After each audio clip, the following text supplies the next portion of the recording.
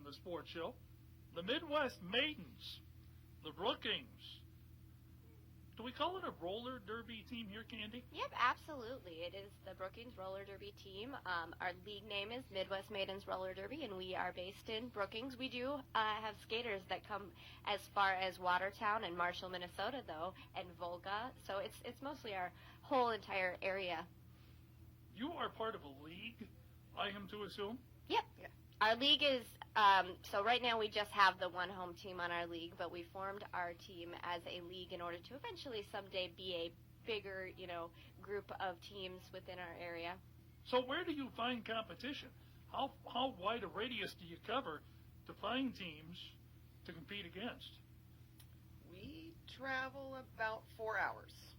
So we have been up to Grand Forks. We have been over to Mankato in Austin, Minnesota.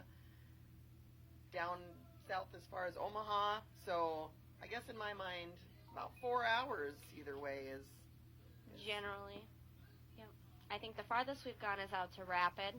And we're thinking about going, doing another, 5 to 6 hour distance here pretty soon. We're playing a team that's coming that far this September, so we might have to go there to play them. So it's reasonable. It is reasonable. Distance. It is. You can do it in one day and come back, or you can stay the weekend and have a really nice time. Yeah. Turning it into an overnighter with a van full of derby girls is never a bad thing. Oh, I'm sure not. I'm sure not. By the way, the other voice you're hearing, besides Candy, is Bum. Bum, welcome. Bomb Diggity. Bum Diggity. Bomb Diggity. Candy, if you would, give me a little history of the Midwest Maidens, what you know of it. How long have you been doing this? Talk about the whole evolution of this. I've actually been with the Midwest Maidens since pretty much the beginning. They founded in 2013. We had a meeting. I remember seeing the flyer in the newspaper saying, looking for people to play roller derby. And I had been interested for a couple of years because I had seen the Sioux Falls Roller Dolls and sang the national anthem for them and that sort of thing. So I was there at that founders meeting. And there for a couple of months, and then I took a little hiatus when I was having my fourth child. And during that time, they really got off the ground running. And as soon as I was done with that and ready to get back on skates, I was back with the Maidens, and that been rolling ever since. So you're sitting on the periphery, watching the Sioux Falls Roller Dolls. Mm-hmm. Thinking, hey, this might be kind of neat. Absolutely. Now, once you get on the track, though, was it as neat as you thought it was going to be? Oh, it was even better. It was a blast. And, not only is the skating fun, of course, we all love the skate. We love the sport. We love the challenge. But the people on the team, my teammates are really what made me stick with roller derby as long as I have now. Candy, Bum Diggity, I'm going to ask this question of both of you. It takes quite a bit of skating ability, skating knowledge, skating fundamentals would probably be the best way to put it, to make this work safely without getting people injured. Yes.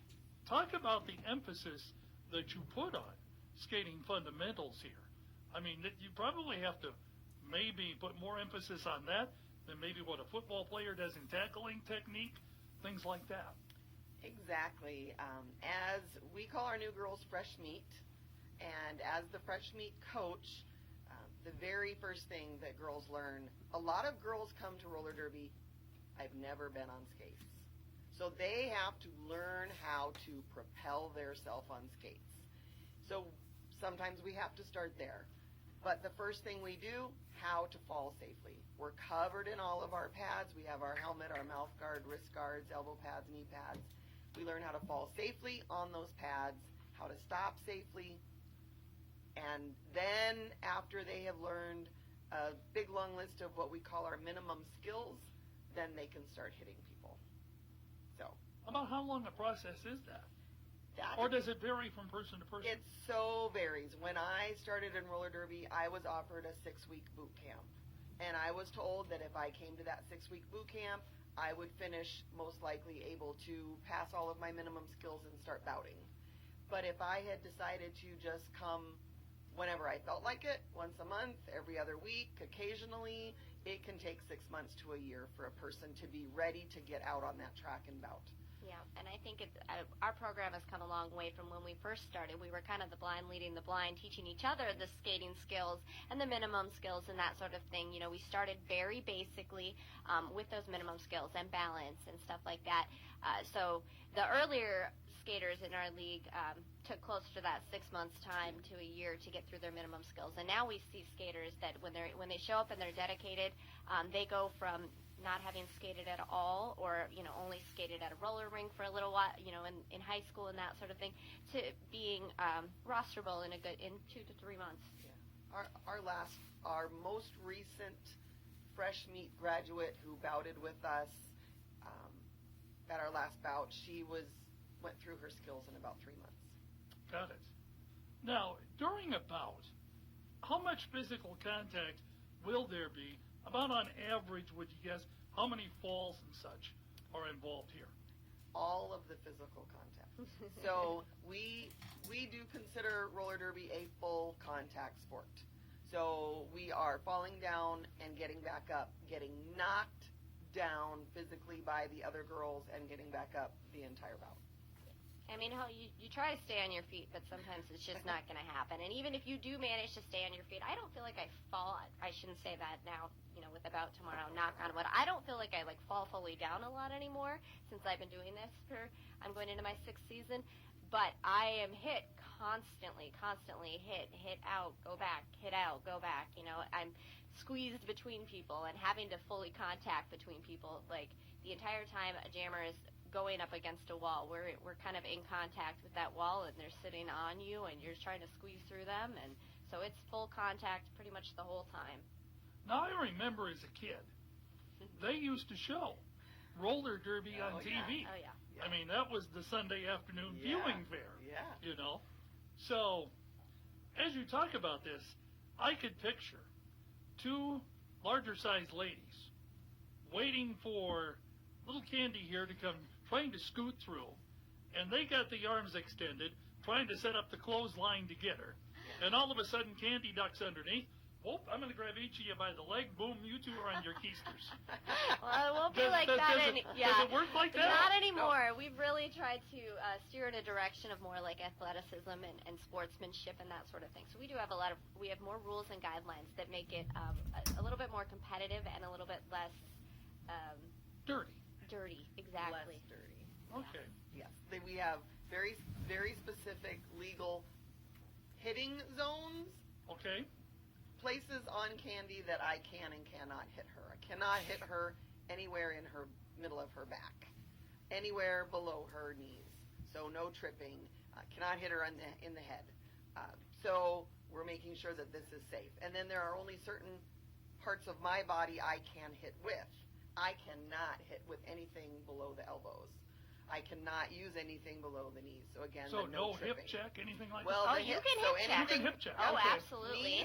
Knees to chest. So most of what you will see is hip checking and shoulder checking. You'll see a lot of sharp shoulders going right into sternums and right into the other shoulders and wherever they can get them. So some of this is a lot like the NFL. No chop block, right. Nothing before the waist, can't go for the head. A lot of it is kind of like what the NFL absolutely. does. And that's not to say that you won't see that in some bouts here and there. If it impacts the game, it will be a penalty. If it is no impact, if I don't lose my position and I get a high block in the face, then I just don't lose I just keep going and they keep going. But if it affects the gameplay, like if I lose where I was because of an illegal move, then they get sent to the penalty box. Okay. Fans will have a chance to turn out to Swiftel Center tomorrow night and watch the Midwest Maidens in action. Absolutely. They can cool off. Indeed. Let's talk about who comprises a team, how many comprise a team. If someone comes out to Swiftel Center, give us a brief overview of the rules and what they'll see. So if someone comes out to the Swiftel Center tomorrow when the doors open at 5 and we roll at 6, they will see 2 teams. They'll see the Midwest Maidens coming up against the Minnesota Southbound Rollers from Austin, Minnesota.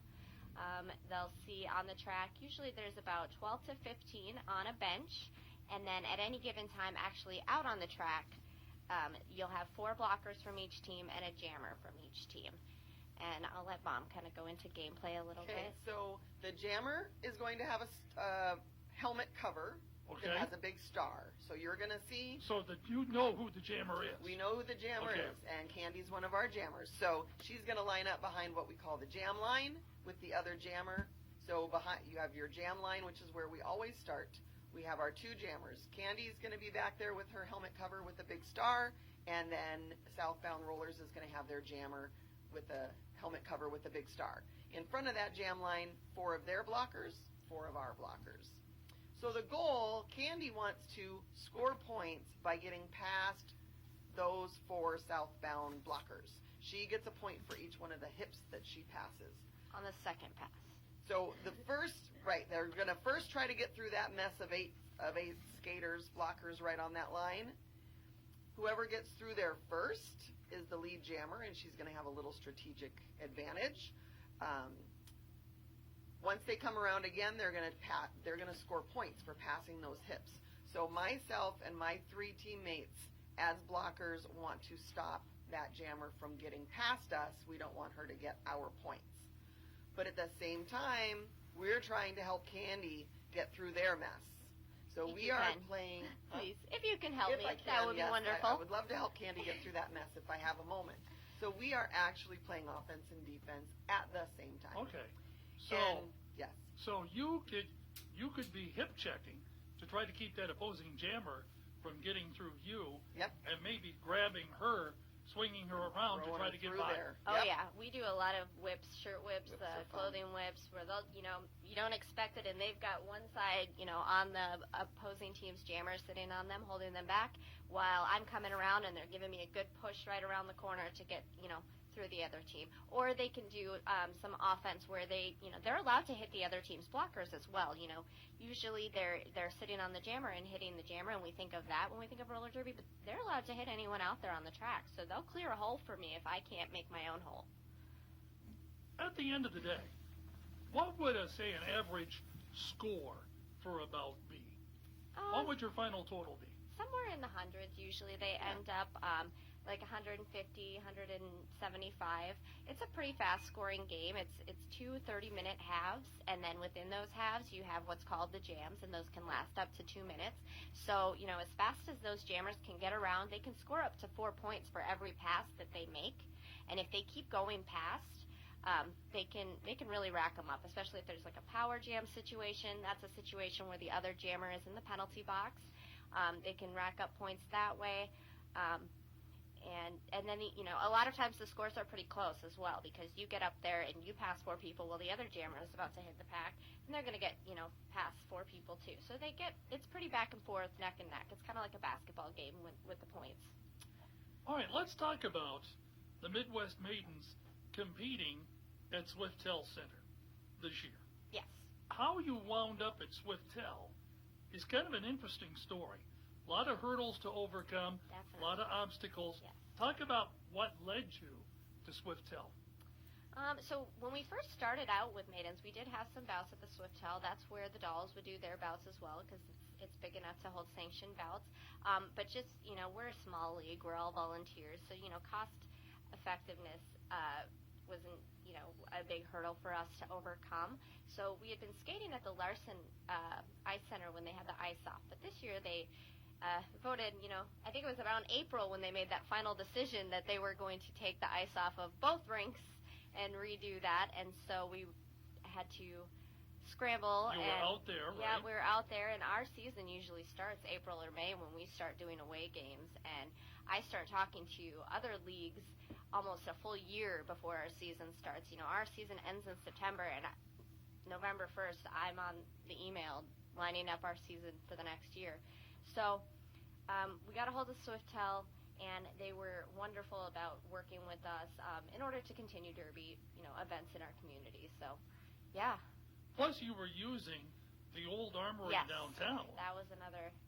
You were, working out of the Volga Auditorium for a while? We are now due to losing that armory. Yes, so we're not at the armory anymore. anymore. Exclusively at the armory since the inception of the league.